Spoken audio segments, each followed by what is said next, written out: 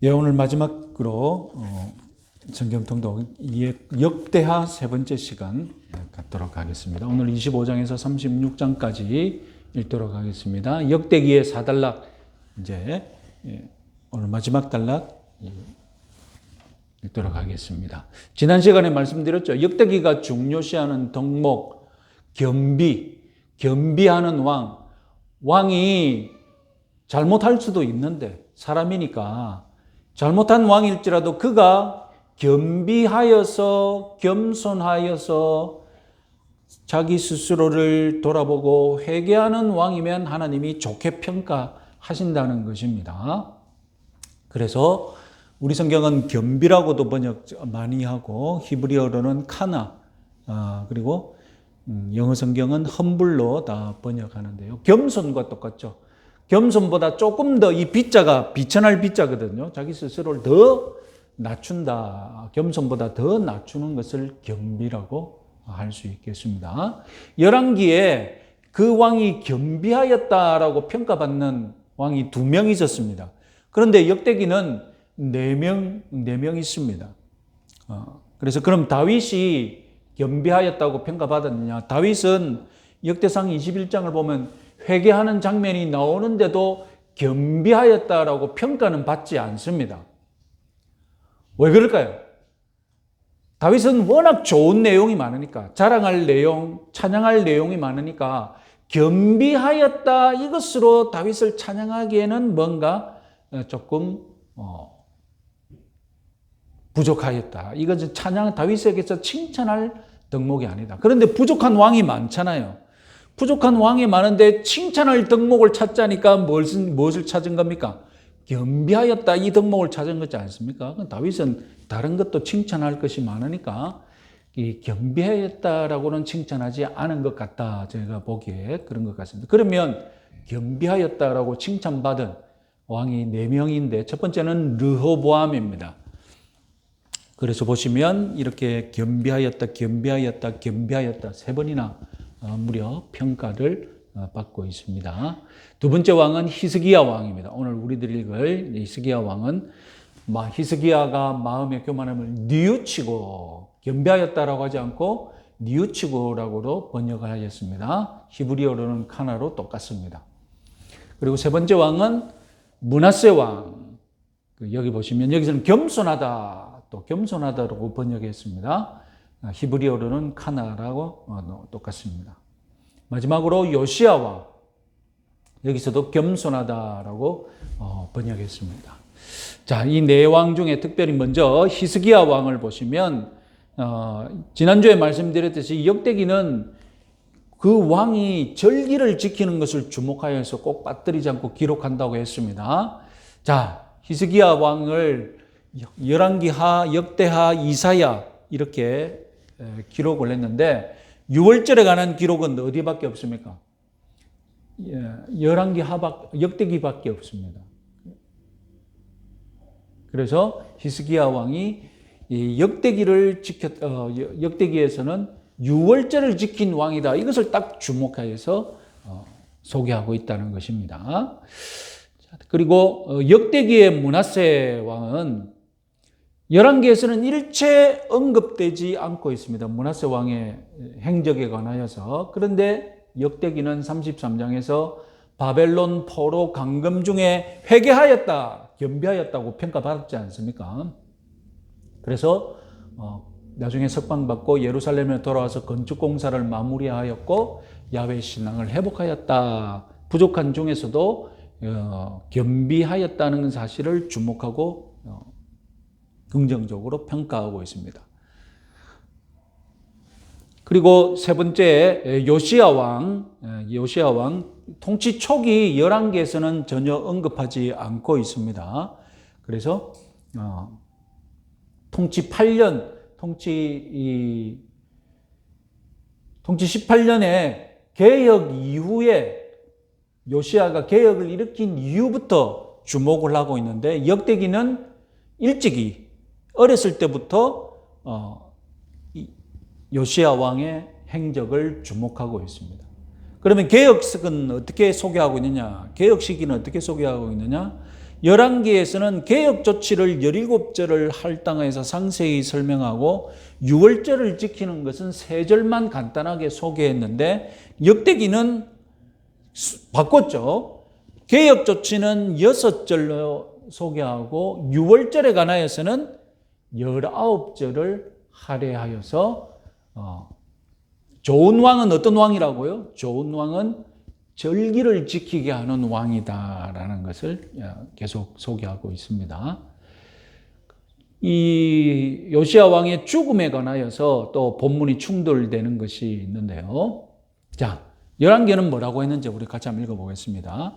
요시야 당시에 애굽의 왕 바로 느고가 아수르 왕을 치고자 하여 유브라데 강으로 올라가므로 요시야 왕이 맞서 나갔더니 애굽 왕이 요시야를 무깃도에서 만날 때에 죽인지라 신복들이 그의 시체를 병거에 싣고 무깃도에서 예루살렘으로 돌아와 그의 무덤에 장사하니. 자, 바로 느고의 목적지는 어디입니까? 아수르 왕을 치고자 하여 유브라데 강으로 올라가는데, 올라가다 보니 어떤 왕을 지납니까? 이스라엘 땅을 지날 수밖에 없죠. 이스라엘 땅을 지나려고 하니까 이 요시야가 딱 막아서서 시비를 지나가지 못한다 하고 길을 막은 거예요. 그래서 전쟁이 벌어졌고 애굽 왕이 요시야를 무깃도에서 어떻게 했습니까? 죽였습니다. 그리고 시체를 예루살렘으로 가져와 무덤에 장사했다는 내용입니다. 그러면 자, 역대기는 이 장면을 어떻게 설명하고 있는지 역대기 35장 20절 20절 같이 한번 읽어보겠습니다. 성전을 정돈하기를 마친 후에 애굽 왕 느고가 유브라데 강가에 갈그미스를 치러 올라왔으므로 요시야가 나가서 방비하였더니 느고가 요시야에게 사신을 보내어 이르되 유다 왕이여 내가 그대와 무슨 관계가 있느냐? 내가 오늘 그대를 치려는 것이 아니요 나와 더불어 싸우는 족속을 치려는 것이라. 하나님이 나에게 명령하사 속히 하라 하셨은즉 하나님이 나와 함께 계시니 그대는 하나님을 거스르지 말라 그대를 멸하실까 하노라. 하나 요시야가 몸을 돌이켜 떠나기를 싫어하고 오히려 변장하고 그와 싸우고자 하여 하나님의 입에서 나온 느고의 말을 듣지 아니하고 무깃도 골짜기에 이르러 싸울 때에 중상을 입었으니 병거에 태워 예루살렘에 이른 후에 그가 죽으니. 자, 무엇이 자세히 설명되어 있습니까? 무깃도가 요시야와 전쟁을 할 의사가 없다는 것을 분명하게 밝히고 우리 싸우지 말자고 설득하는 장면이 더 자세히 소개되어 있습니다. 그럼에도 불구하고 요시야는 싸우고자 먼저 시비를 걸었죠. 그래서 그 결과 어떻게 되었습니까? 무깃도에서 중상을 입었습니다. 중상을 입고 예루살렘에 왔는데 죽기는 어디서 죽었습니까? 예루살렘에서 죽었다는 것입니다. 자, 그러면 차이가 있죠. 자, 전쟁의 이유는 분명합니다. 전쟁의 이유는 지나가려는데 공격하려는 것이 아니고 저 위에 유브라데로 가기 위해서 이스라엘 땅을 지나가려는데 길을 막고 누가 먼저 공격을 했습니까? 요시야가 지나가지 못한다고 공격을 한 것입니다.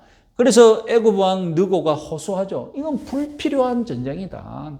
나는 너와 싸울 이유가 없다. 지금 내가 전쟁 중인 것은 유브라데에 있는 족속이다. 그러다가 결국 싸워서 요시야가 죽고 말았습니다. 죽은 장소가 문제죠.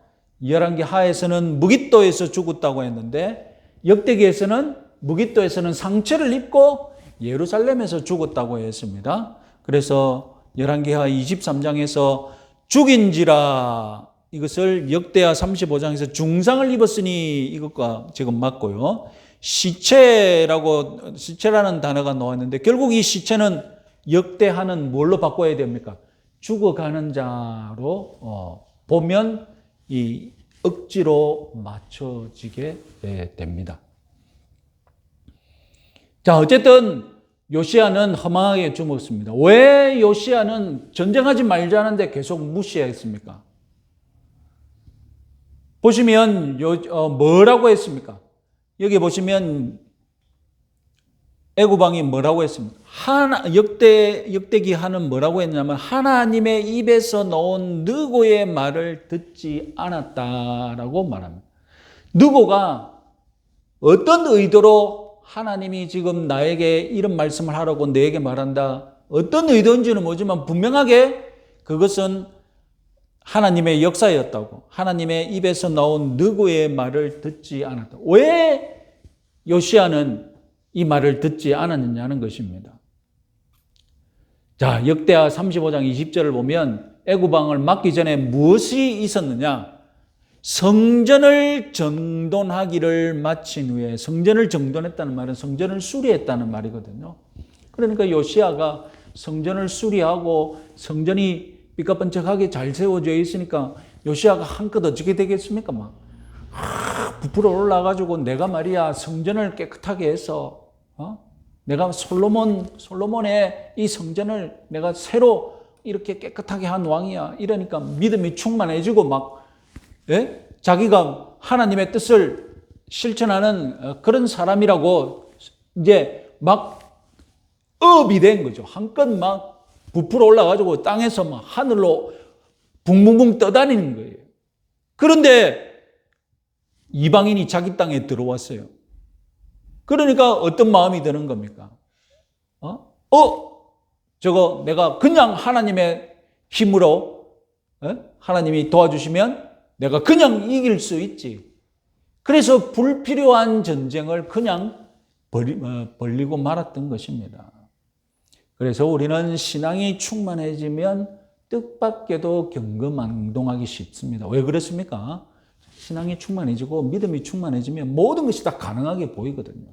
자기가 모든 것을 다 해결할 수 있다는 듯이 하나님이 함께 하시면 모든 것이 다 해결 가능하다고 그렇게 생각하면서 경거망동하기 쉽습니다. 결국 겸비는 겸손과 회개가 같이 어우러지는 건데 요시야는 끝까지 겸손하지 못했다. 내가 싸우면 반드시 이기고 만다. 이런 자신감, 자만감 때문에 결국 죽고 말았습니다. 자, 요시야는 쓸데없는 전쟁으로 자기 생명을 단축시키고 말았다는 것. 그것은 왜요? 왜? 믿음이 오히려 더 충만해졌어. 더 충만한 믿음을 주체 못해서 그런 꼴을 당하고 말았다는 것. 명심하시기 바랍니다. 자, 역대기를 총정리하면요. 첫 번째, 이스라엘의 기원을 찾아서 역대기는 족보로 시작해서 아담까지 올라가는 족보가 있었습니다. 그리고 유다 족속에게만, 유다 왕에게만 집중하죠. 그리고 그 중에서 다윗이 가장 위대하다. 그리고 솔로몬은 다윗의 좋은 아들이다.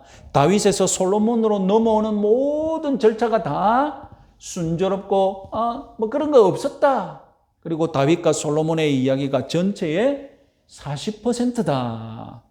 그리고 다섯 번째로 다른 왕들은 다윗과 솔로몬의 견주에서 비교해서 평가받아야 한다. 그리고 레위인들은 중요하다. 레위인들이 하는 일, 절기, 율법 다 너무나 중요하다. 그리고 포로에서 귀향했다. 역대기 저자의 역대기가 쓴 시대는 어떤 시대냐? 포로에서 귀향한 시대다. 그런데 역대기의 저자는 지금 자기가 포로에서 귀환한 시대를 말하지 않고 무엇을 말하고 있습니까? 우리가 왜 포로로 끌려갔는지 과거를 돌아보면서 이런 이유 때문에 우리가 포로로 끌려갔다. 과거를 배우자. 과거의 교훈을 놓치지 말자라고 했었고요.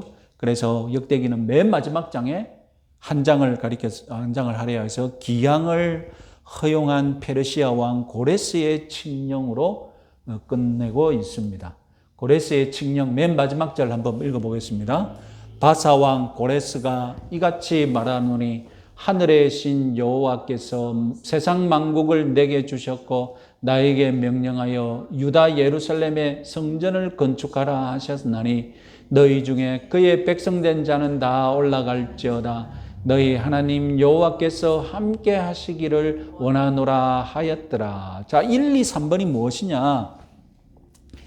히브리어를 문자 그대로 번역하면 순서, 문장의 순서가 어찌 되냐는 것입니다. 첫 번째는 너희 중에 그의 백성된 자는, 다음 순서는 뭐냐면 너희 하나님 여호와께서 함께 하시기를 원하노니 다 올라갈지어다. 마지막 단어가 뭐라고요? 다 올라갈지어다입니다. 하나님이 너희와 함께 하시니 다 올라갈지어다.